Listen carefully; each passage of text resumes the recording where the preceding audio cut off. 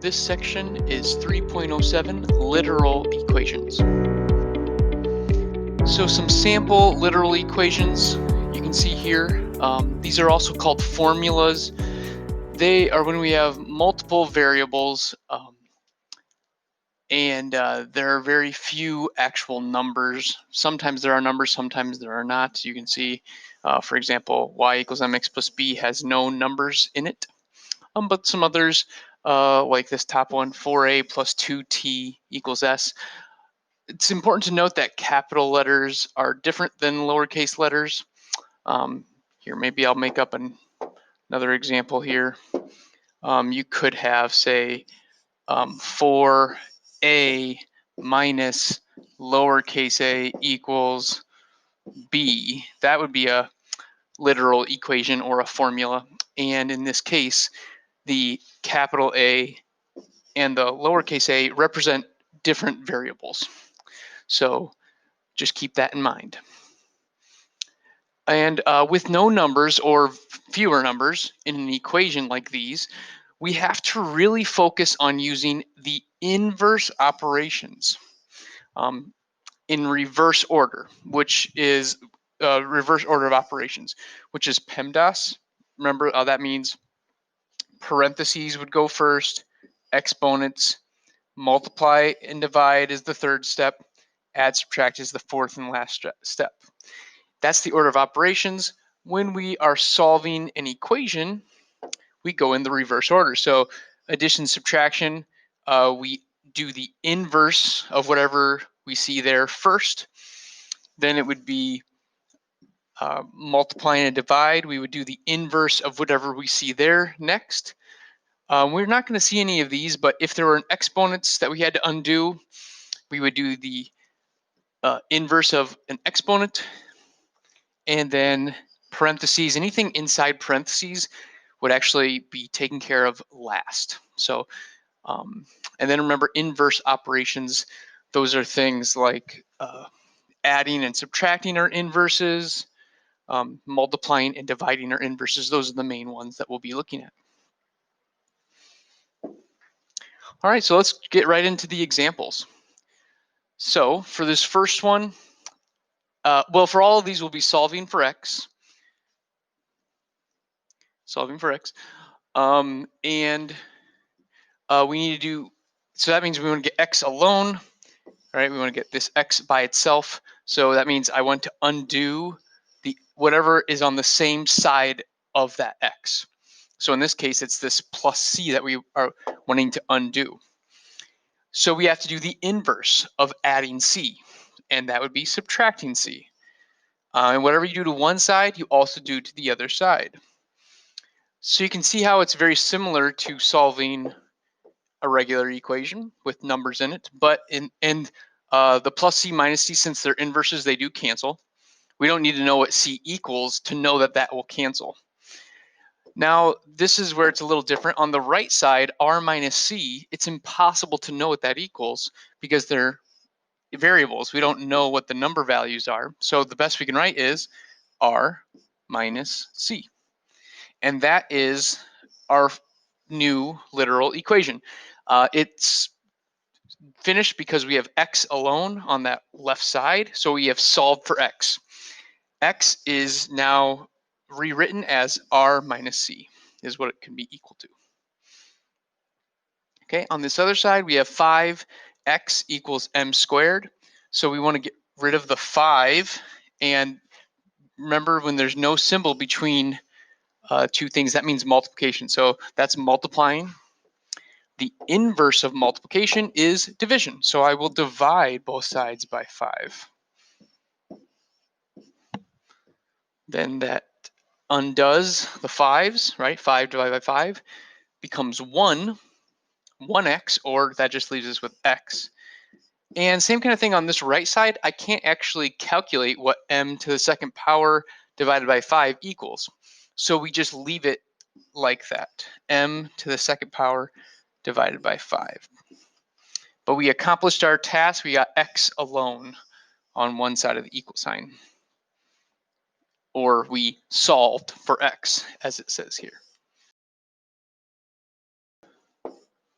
All right, so with this one, we have negative 3y plus x is equal to z. So again, we're trying to get this x by itself. We have this negative 3y. Think about how might you undo that negative 3y that's being added.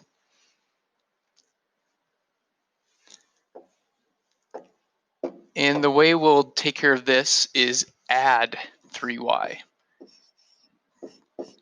So if you wanted to cancel out the negative 3y, you would add 3y because that makes 0, whatever that is. But then we also have to do it to the other side. So we know that these will cancel. They make 0. So we're left with x on that left side. It's still there. On the right side, there's still z there, but now we're adding 3y. So z plus 3y. So x is equal to z plus 3y. We got x alone on the left side. And with addition, it's okay if we had flipped those around because addition, it doesn't matter. We could have written 3y plus z. That would have been acceptable as well. Okay, taking a look at this next one. We have x divided by a equals b. Remember, for all of these, we're solving for x. So think about how we can get rid of that divided by a. What might be the inverse move? And the inverse of division is multiplication. So we can multiply both sides by a. So that's one way you can write multiplying by a in parentheses, like so. And again, since they're inverses, we don't really need to even think of a calculation. These a's undo each other. Multiplying and dividing by the same number undoes that number. And then we're just left with x on that left side then. And we have b times a. And this one is multiplication. So kind of like addition on that last problem. We could do this in any order. And a lot of times we put things in alphabetical order when we can, when we have multiple variables. So I'm going to put the a first. And AB does mean a times b. Okay. So we want to get x alone here. We have a couple things going on with the x here. 2 times a to the third power times x equals t. So think, how can we get rid of the 2a to the third power? And if you listen closely, I said multiplying. I said these are being timesed. So the inverse of multiplying is dividing. And what we can actually do, this is maybe a little different, but you can divide by all of it at once, all of the things we want to cancel, which is 2a to the third power. Since they're both being multiplied, we can divide it all at once. And we can do that on the other side as well. Or we have to do it on the other side. Then we get undoing the 2a to the third. They cancel, become 1x, or just x. And then we basically write what you already see on this left side of t, capital T, over 2 times lowercase a to the third power.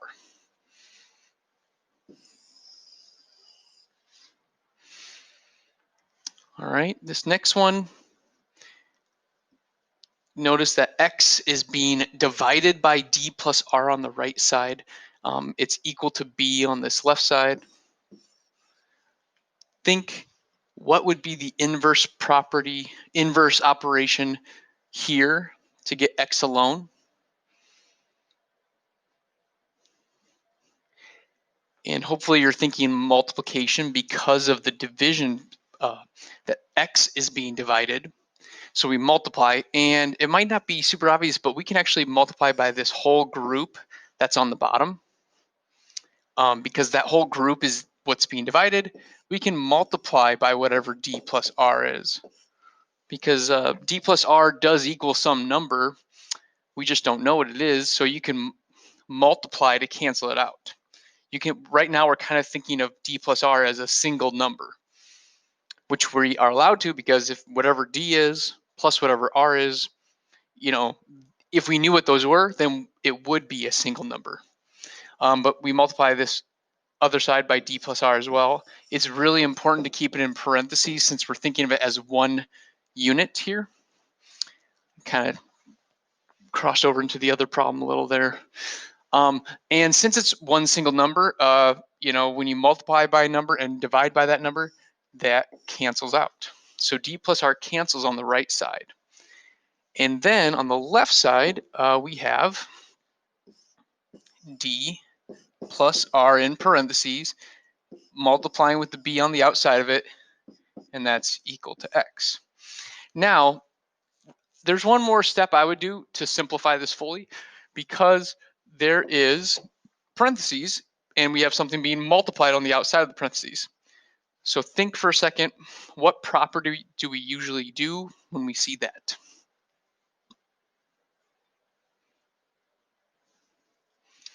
And the property that is typical that we use here is the distributive property. So b would be multiplied to each of these.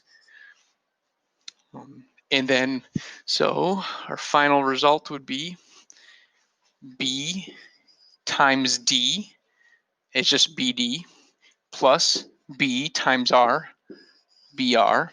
And again, we could have had the b, each of these could have been flipped. It could have been d times b and r times b.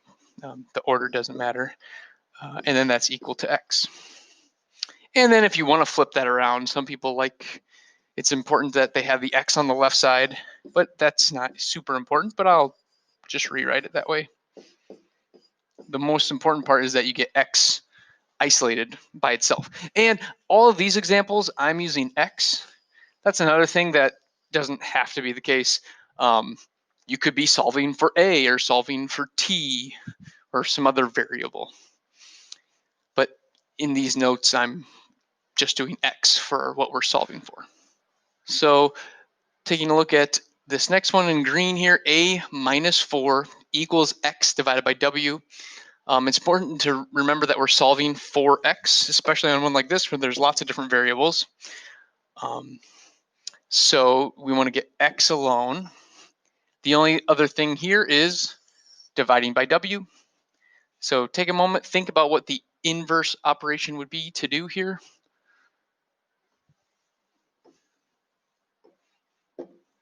And right, we have division, so we should be multiplying, and we're multiplying by w.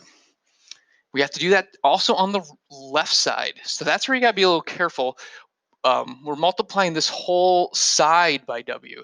So it's important, kind of like we did before with when we had two things like this, we put it in parentheses. We gotta do that again here.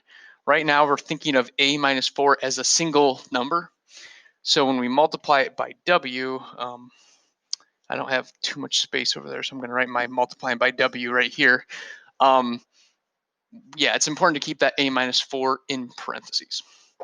The w's do cancel on the right side there because we have inverses, dividing and multiplying. Okay, but you might notice, or you might be thinking, how we're going to multiply this. We did it similar to the last time, and that is going to be distributing. W will be distributed to each of those. So then we'll be left with AW minus 4W, and that would be equal to X. And like we had said before, you can have the X on the left side, and that's AW minus 4W.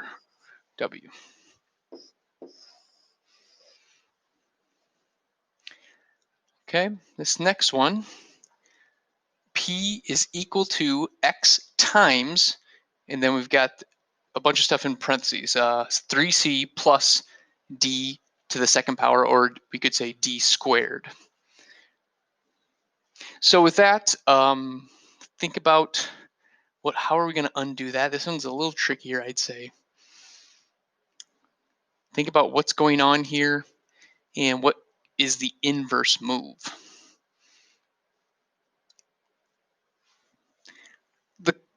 common mistake people might think to do here, and I can understand why they would think it, is to distribute, which would be distributing the x. But that's a mistake here because that would actually give you more work. And actually, if you think about it, when you multiply with this x to 3c, that'll be 3cx. And you multiply it by the d squared, that'll be d squared x. You'll have two x's now, and that makes it a little more complicated to solve for x. So right now, we're in a pretty good situation where we just have one x, and it's being multiplied. So we want to focus on this multiplication of that whole group. And the inverse of that is dividing, right? Now, you might not think it, but you can actually divide. Again, we're thinking of this whole thing as a single number. Because if you knew what C was and you knew what D was, you could simplify that and get it to be a single number. And since it's a single number, we could, and it's being multiplied, we can actually divide by it. But we'll have to divide by it as a whole group, 3C plus D squared. And whatever you do to one side, you also do to the other side. And again, we're kind of cramming for space here, 3C plus D squared, okay? Being divided under the P on the left side there. So the 3C plus D squared, they cancel because we have multiplication and division of that number, and that's inverses. You don't even have to do any calculation there. You just know that they cancel. Now, on the left side, we have P over 3C plus D squared. And if you write that carefully, keeping all that under the fraction, under the division bar, you don't need the parentheses, but you can if you'd like. You could keep the parentheses under there if you want, but they are not needed. So I think I'll leave it blank. And that's equal to x. And again, you could flip that around, putting the x on the left side. P over 3c plus d to the second power. Extend that a little farther. Okay. All right, this one in blue is QRX, or Q times R times X equals W minus 2. And we kind of saw one like this before, where if you're multiplying by a couple things, you can actually divide it all out at once. So we can divide, we want to get rid of the Q and the R, so we can divide that as a group QR. Again, you can think of it as QR is a single number, because whatever Q is times whatever R is would equal, we could say that equals some number, one number, and we can divide by that one number. Now here, parentheses are not required. They're required when you're dividing by things that are being added or subtracted, but not when it's two things being multiplied like that. I mean, you could, but it's not as much needed. The Q and the R, they cancel, they become one when they divide like that. And we're left with X equals, and we got to keep this as a fraction, W minus T on top, all divided by Q times R, QR.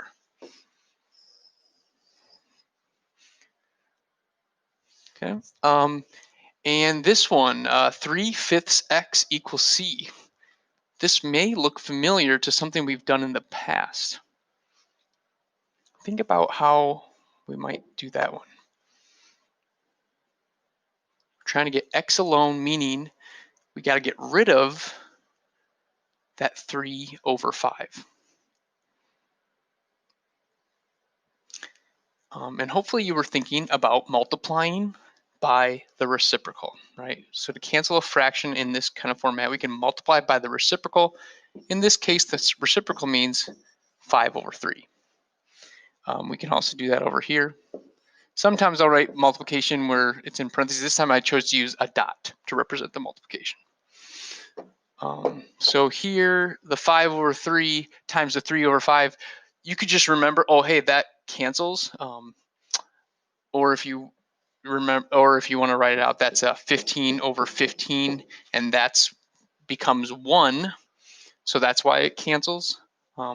So Yep, that ends up equaling 15 over 15, but I'll just say it cancels, and then maybe we'll just move the work down here. So it cancels out. I'm just going to be left with x, right? And the other reason is because 15 over 15 equals 1.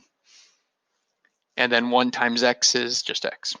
Anyway, equals, now we have c times 5 over 3. We could write it that way. Typically, when you have a number, we write it as a coefficient, which means we write it in front of the variable. So I'm just going to put the 5/3 in front or to the left of the c. That's typically how we write it, though it would not be wrong if you left it in this form where the c is first and the 5/3 is second.